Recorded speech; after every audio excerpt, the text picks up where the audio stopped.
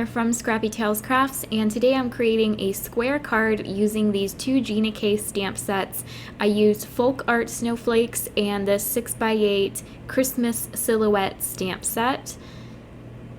And I did use this stamp on Friday's video, and I actually created this card the same time I created the Friday cards, so this was just kind of like a bonus project. I had some leftover snowflakes and I decided to create a really quick card. Here again are the two stamp sets that I used, and I am going to use the coordinating dies.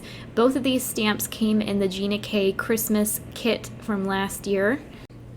So right here it looks like I'm only going to be using 3 of the snowflakes from the stamp set, but off camera I did stamp even more snowflakes, and I think I used all of them from the stamp set. But I am going to show you how I embossed all of these. So I'm mounting my smallest one onto a small block. I will ink it up with my Versamark ink, and I'm going to stamp it on some dark gray cardstock and white cardstock.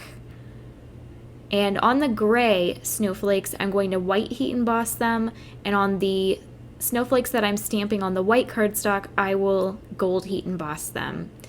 So this is my 3rd heat embossing video that I have posted on my channel this week. I've just really been enjoying creating some pretty simple cards just with my embossing powders, but I do promise you that my next video will include some coloring. So I stamped 2 of the snowflakes on the dark gray, and I'll stamp this smaller one on the white cardstock. Now I'm showing you just how I embossed 3 of the snowflakes. I did stamp out and emboss a couple more off camera that I will use on this card, but I just stuck with the gray with the white powder and the white with the gold powder. So I'm going to coat these snowflakes now with my embossing powders. The gold that I'm using is by Hero Arts and the white is by Recollections. Both are ultra fine embossing powders, so they're going to pick up all of the tiny detail that are in those snowflakes. And then I'll just go ahead and stamp out my sentiment, which I chose the Merry Christmas from the Christmas Silhouette stamp set, and I'm going to gold heat emboss the sentiment. So I'm just inking up this sentiment with my Versamark, and then off camera I will pour my gold powder and heat set everything. And then I use the coordinating dies to cut out the snowflakes. Now in the kit you did not get a coordinating die for the sentiments, so I just fussy cut around them, leaving a white border all around. So this footage might look familiar from Friday's video. Like I said, I was working on these cards all in the same day. I thought for my 3 cards I would use a couple snowflakes, but I did not end up using them, so I just kind of created a bonus card. So I'm just going to heat set everything, and like I said, I'll fussy cut and die cut those snowflakes. So I went ahead and trimmed a white piece of cardstock down to 5 by 5 inches, and I'm going to run it through a polka dot embossing folder. This is just going to add a really pretty subtle texture to my background. And here you can see I already laid out my card. I decided to, because I had so many snowflakes, to just offset them on top of each other to create a 2-toned effect. So I layered my white and gold snowflakes on top of my gray and white snowflakes, and I really like how that looks. It's very elegant. I'm going to attach my gold snowflakes to my gray ones with just a little dot of glue in the center.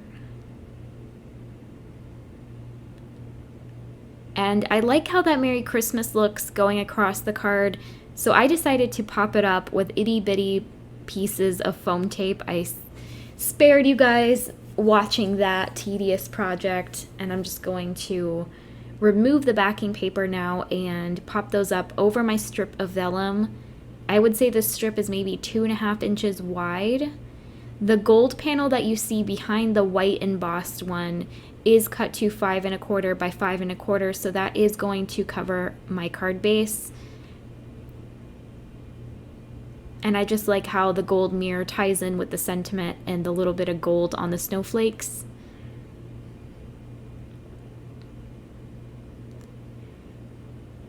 So the way I'm going to attach the vellum is just by adding glue behind the sentiment. Because it's vellum, you will see glue through the vellum, so I'm making sure just to add my adhesive behind the sentiment.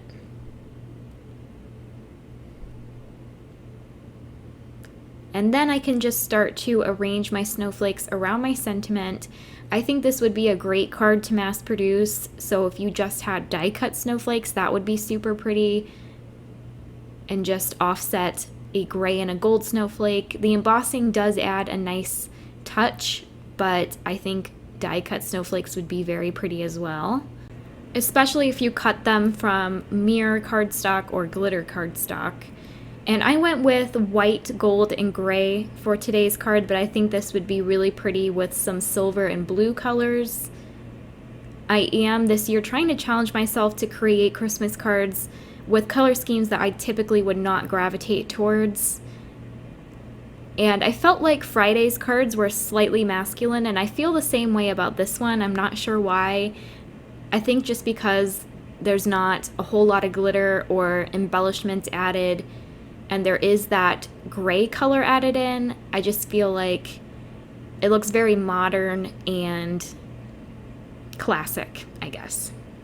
So I went ahead and trimmed off those overhanging snowflakes, and right after I said that this card looks a little bit masculine, I'm going to add gems to my snowflakes, completely making it feminine again. But I don't think a little bit of sparkle can't hurt anyone. So this big container of gold gems came from Michael's. It's going to last me a lifetime, and they are quite dimensional, but I like them because they're large, and these snowflakes are pretty big, and I didn't have any of my smaller gems that worked for this size. So whoever bought this card on Etsy will have to mail it with double postage, I think. I'm going to attach them with art glitter glue. So this panel is pretty much complete. I will flip it around, add my ATG tape, and attach it to my 110-pound white Nina card base. So there was only one card in today's video, but I started filming these in early June. So I put a lot of hard work into this card series. I plan on posting Wednesdays, Fridays, and Sundays, but don't count on it because even though I have some pre-recorded videos, I did not edit them yet. So I'm going to shoot for 3 times a week.